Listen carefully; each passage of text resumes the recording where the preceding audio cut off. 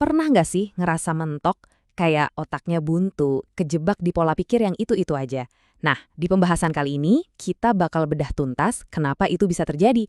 Dan yang paling penting, gimana caranya biar kita bisa keluar dari kebuntuan itu.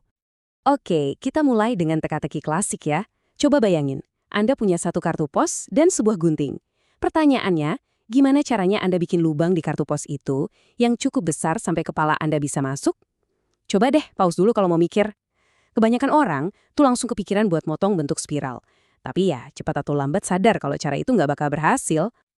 Nah, kalau Anda tadi bingung jawab teka-teki itu, tenang aja. Itu bukan berarti Anda nggak cerdas. Sama sekali bukan. Justru, kesulitan itu nunjukin sesuatu yang fundamental, semacam kelemahan bawaan yang ada di cara kerja otak kita semua. Dan ini nih petunjuk penting buat ngerti gimana pikiran kita sebenarnya membentuk sebuah pola. Jadi, yuk kita bedah lebih dalam soal kelemahan pikiran ini dan gimana sebenarnya pola-pola itu terbentuk tanpa kita sadari. Kunci buat ngebongkar ini semua datang dari seorang pemikir jenius bernama Edward de Bono. Kata De Bono, otak kita itu bukan kayak hard drive komputer yang cuma nyimpen data secara pasif. Bukan, dia punya istilah keren, permukaan memori kursus. Maksudnya, pikiran kita itu sebuah lingkungan yang aktif, yang secara otomatis ngebentuk dan ngatur sendiri informasi apapun yang masuk ke dalamnya. Biar gampang ngebayangin ya, coba kita bandingin dua jenis permukaan. Yang pertama, permukaan pasif.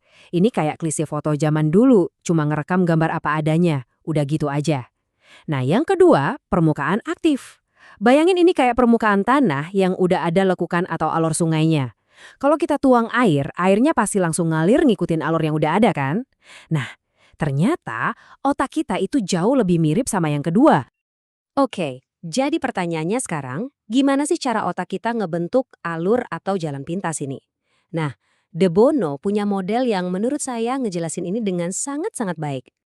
Coba deh bayangin, pikiran kita itu kayak sebuah balok jeli besar yang permukaannya masih mulus banget. Terus, setiap pengalaman baru yang kita alami itu ibarat air panas yang dituang sedikit demi sedikit ke atas jeli itu. Lama-lama, air panas itu kan bakal ngukir sebuah alur ya kan? Nah, semakin sering pengalaman yang sama diulang, alur di jeli itu jadi makin dalam.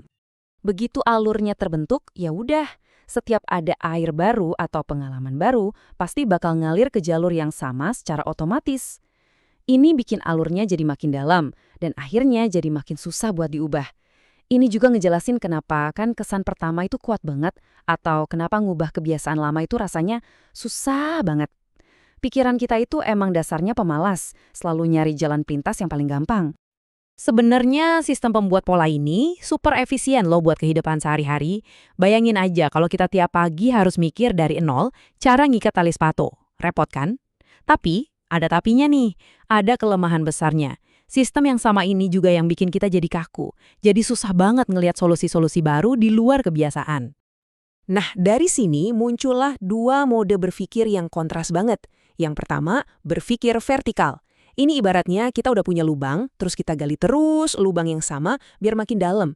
Kita pakai logika buat ngembangin ide yang udah ada. Nah, lawannya adalah berpikir lateral. Ini bukan gali lubang yang sama, tapi coba gali lubang di tempat lain yang benar-benar baru. Coba deh perhatiin, hampir seluruh sistem pendidikan dan budaya kerja kita itu dibangun di atas cara berpikir vertikal. Kita dilatih buat jago logika, analisis, debat, dan argumen. Tapi, pernah nggak kita diajarin secara formal alat untuk jadi kreatif? Atau cara buat ngebongkar ide-ide lama yang mungkin udah nggak cocok lagi sama zaman sekarang? Kayaknya jarang banget ya. Nah, buat ngatasin masalah ini, De Bono nawarin sebuah solusi yang jujur radikal banget. Apa itu? Dia mengusulkan kita menciptakan sebuah kata fungsional yang benar-benar baru. Sebuah alat dalam bahasa yang sengaja dirancang untuk satu tujuan, memicu cara berpikir lateral. Dan ini bukan sekedar bikin kata gaul baru ya, ini jauh lebih dalam. Dia lagi mencoba menciptakan sebuah alat berpikir yang presisi. Coba pikirin deh, kata seperti tidak itu kan fungsinya untuk negasi. Kata jika fungsinya untuk hipotesis. Nah, kata baru yang dia ciptakan yaitu PO juga punya fungsi spesifiknya sendiri dalam berpikir. Jadi, apa itu PO? PO itu singkatan dari Provocation Operator atau operator provokasi. Poin kuncinya gini, kata ini tuh nggak punya arti, tapi punya fungsi. Fungsinya adalah sebagai pemicu provokasi. Jadi pas kita pakai kata PO, itu kayak ngasih sinyal ke otak kita. Stop ngejudge dulu. Tahan dulu logikanya. Coba kita lihat aja ide gila ini mau dibawa kemana. Gini cara pakainya. Misalnya kita lagi mikirin cara biar rapat lebih efisien. Nah, kita bisa lempar provokasi. Pok, gimana kalau rapat itu nggak punya ketua sama sekali? Kedengarannya aneh kan? Nggak logis. Tapi pernyataan itu maksa kita keluar dari kebiasaan. Dari situ bisa muncul ide-ide baru. Mungkin perannya bisa digilir, atau mungkin agendanya dibikin super ketat jadi nggak perlu ada ketua. Nah, Pok ini fungsinya kayak jembatan dari dunia yang kita tahu ke dunia yang kayaknya nggak mungkin. Jadi intinya, PO itu kayak ngasih kita izin resmi buat ngacak-ngacak pola pikir kita sendiri. PO itu alat buat ngebongkar asumsi-asumsi dasar, buat mikirin hal-hal yang paling liar sekalipun, dan bahkan buat sengaja mikir salah cuma buat ngeliat jangan-jangan dari situ malah muncul solusi baru yang jenius. De Bono pernah bilang, dosa informasi yang utama adalah arogansi. Maksudnya apa? Penghalang terbesar buat nemuin ide baru itu sebenarnya adalah keyakinan buta kalau cara kita sekarang itu udah pasti yang paling benar.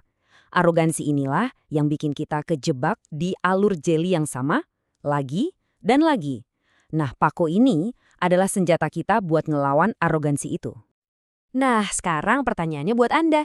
Coba deh pikirin, pola mapan mana dalam hidup Anda, entah itu di pekerjaan, di hubungan, atau cara Anda ngelihat dunia yang sebenarnya butuh satu PO. Kira-kira di mana Anda bisa pakai sedikit provokasi biar bisa nemuin sesuatu yang benar-benar baru